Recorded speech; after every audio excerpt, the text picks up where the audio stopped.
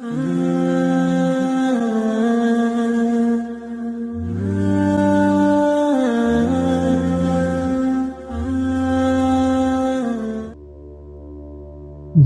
دیر تک جینا چاہتے ہو تو سادہ خوراک کھاؤ، اس سے کم بیماریوں میں مبتلا ہوگے۔ وہ شخص در حقیقت مر جاتا ہے جو کسی کے دل سے اتر جاتا ہے۔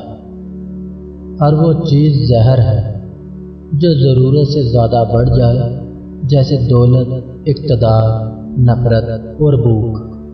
انسان پر اس وقت رب کی رحمت برس رہی ہوتی ہے جب اس کی آنکھوں سے ندامت کے آنسو بہہ رہے ہوتے ہیں۔ جو تکلیف تم محسوس کرتے ہو دراصل وہ جوابات ہیں، انہیں غور سے سنو۔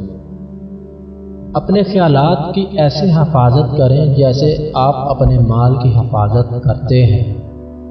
کون سی چیزیں انسان کو بری لگتی ہیں، اسی سے انسان کی شرافت کا اندازہ پتہ چلتا ہے۔ وہ لوگ اپنا مستقبل کھو دیتے ہیں، اپنے حال اور ماضی کے مابین ہر وقت لڑتے رہتے ہیں۔ اپنی طاقت کو کبھی انسانیت کے خلاف مت استعمال کریں۔ آپ کی طاقت نعمت خداوندی ہے۔ خطرے سے مت ڈرو، اس کا سامنا کرو۔